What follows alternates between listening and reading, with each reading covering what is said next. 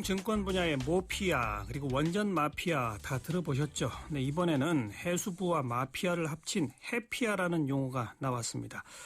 자, 이 구조 이거 어떻게 바꿔나가야 될까요? 전문가 연결해 봅니다. 한성대 행정학과의 이창원 교수예요. 이 교수님 안녕하세요. 네, 안녕하십니까. 지금 이번에 나오고 있는 해피아는 그 구조가 어떻게 되는 겁니까? 기본적으로 해양수산부 또는 그 이전에 있던 부처에 근무했던 분들께서 예.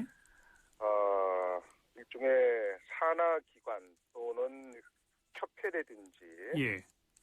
이런 관련 기관에 근무를 하면서 예. 후배 공무원들이 규제를 행사한다든지 그랬을 경우에 도리어 그 방패 역할을 함으로써 대한민국의 규제 네, 이 교수님. 아이고, 전화가 갑자기 끊어졌네요. 뭐 이런 문제들이 벌어질 때마다 우리 관료와 그리고 민간 업계 사이의 유착 관계를 의미하는 각종 피아라는 단어, 모피아, 원전 마피아, 이번엔 해피아라는 단어가 등장을 해서요. 해피아라는 단어의 그 구조를 지금 설명 듣고 있습니다. 한성대 행정학과 이창원 교수 연결됐죠? 네네. 아이고, 갑자기 끊어져서요. 예. 그러니까 국토해양부나 이제 해양수산부 출신 공무원들이 그렇습니다. 산하기관이나 협회라고 그러면 이번에는 이제 한국선급이라는 회사 아니면 한국해운조합 이런데 그렇습니다. 이사장이나 대표 이런 걸 다 맡는다는 거죠. 그렇습니다. 그래서 그런 자리를 맡아가지고 어떤 역할을 한다고요? 일종의 방패 역할을 하는 것이죠. 간단히 말씀드리면. 뭐 이제 예. 이번 같으면은 선박회사 관련해서 여러 가지 안전 규제가 있지 않겠습니까? 예. 그건 이제 조금 전에 말씀하셨던 것처럼 굉장히 강화에 대해 규제가 있는데 예. 이런 것이 강화되면 될수록 민간 업체는 수익 측면에서는 어려워지겠죠. 그렇죠. 그런 측면에서 이분들이 나름대로 후배 공무원들과 같은 여러 가지 작용을 해서 예. 그러한 규제의 강화를 좀 떨어뜨린다든지 아하. 그런 역할을 함으로써 일종의 규제를 창이라고 표현한다면은 네. 그런 창의 날끝을 좀 무디게 하는 그런 예. 역할을 하는 것을 아마 통칭해서 해피아 이렇게 하지 않았는가 이렇게 생각합니다. 가서 방패 역할을 한다. 네, 그렇습니다. 뿐 아니라 지금 해양수산부에 있는 공무원들도 자기들도 나이 먹어서 퇴직하면 거기 가야 되니까 그렇죠. 스스로 창도 무뎌지겠군요. 그 창이 다시 또 방패 역할을 하기 때문에 예. 당연히 창을 갈아놓고 갈 이유가 없겠죠. 그런데 그 왜 이런 문제가 하도 많이 터져가지고 뭐 모피아니 원전 마피아니 그래서요. 그 공직자 윤리법 만들어가지고 전화가 자꾸만 끊어지네요. 다시 좀 연결해 주시길 바랍니다. 네, 금융증권 분야에서는 모피아, 또 원전 관련해서는 원전 마피아, 뭐 이런 얘기들, 그다음 좀 해피아. 그래서 퇴직 관료들이 이번 경우는 한국선급이나 한국해운조합 얘기를 했어요. 이 교수님. 네네네. 죄송합니다. 저희 잘못인지 그쪽 그 전화기의 문제인지 모르겠습니다만. 네, 죄송합니다. 어쨌든 그래서 이런 문제들이 하도 많이 나와서 공직자윤리법에서 퇴직 공직자들 취업 제한하고 있잖아요. 이 교수님. 전화가 다시 또 끊어졌습니다. 공직자윤리법에서 퇴직 공직자들이 관련된 업체로 이직하지 못하도록 뭐 몇 년 이런 식으로 취업 제한하고 아예 뭐 몇 년이 아니라 절대로 갈 수 없는 그런 곳까지도 뭐 만들고 공기업, 사기업 이런 대상들을 만들고 있는데 한국선급이나 한국해운조합과 같은 이런 경우는 이게 이제 그런 그 공직자윤리법의 규제 대상이 아니라고 그러는군요.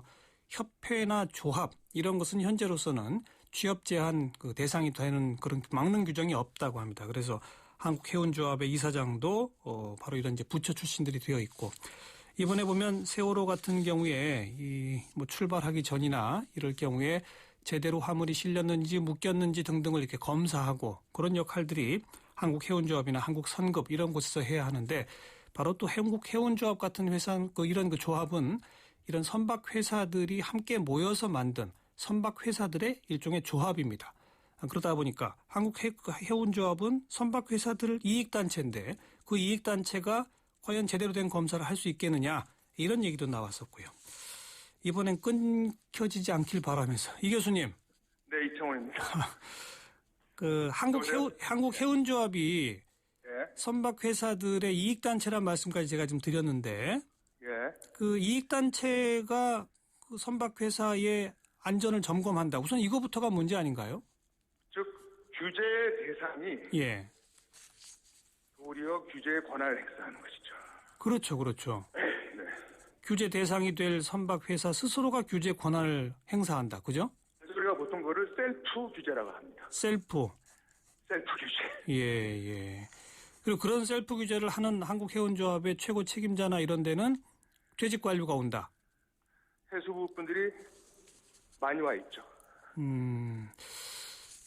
이랬을 때 제가 아까 잠깐 설명을 하긴 했습니다만 현행 공직자윤리법에서는 이런 해운조합이나 뭐 협회 이런 데 취업하는 거는 못 막는다면서요?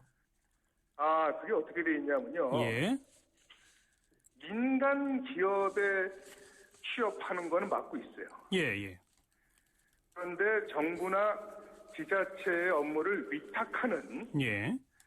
이러한 공직 유관단체, 협회 이런 것은 허용하고 있습니다. 그 왜 그랬을까요? 아, 그게 단서 조항이니까요. 예. 당시 공직자 윤리법을 만들 때 예. 배려한 것으로 보입니다. 뭐를 배려했다고요? 공무원들을. 공무원들을 배려해서. 네. 그러니까 민간 기업의 취업 기회를 박탈했으니 여기는 좀 숨통 틔워두자 이런 얘기입니까? 네, 그렇습니다. 하하. 그러다 꼭 이런 일이 터져야 지금 뭐 일부 의원들이 공직자윤리법 개정해서 이런 협회 조합도 못 가게 만들어 보자라고 지금 얘기들을 한답니다. 그렇게 하면 될까요? 그런 것도 필요하고요. 예.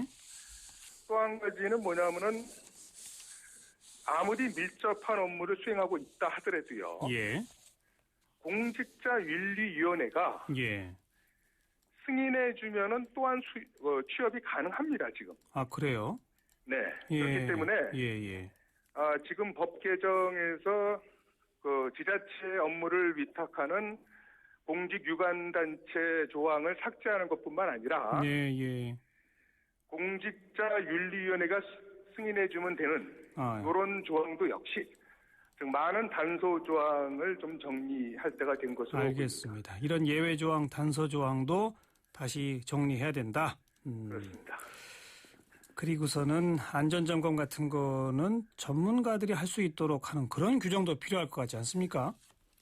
당연히 그 견제할 수 있는 전문가들이 하지 않고 규제에 대상되는 분들이 규제를 행사하는 예. 그래서 국민의 생명과 안전을 위협하는 이런 일들은 좀 빨리 부식돼야 될 것으로 보입니다. 답답합니다. 여기까지 들을게요. 고맙습니다. 네.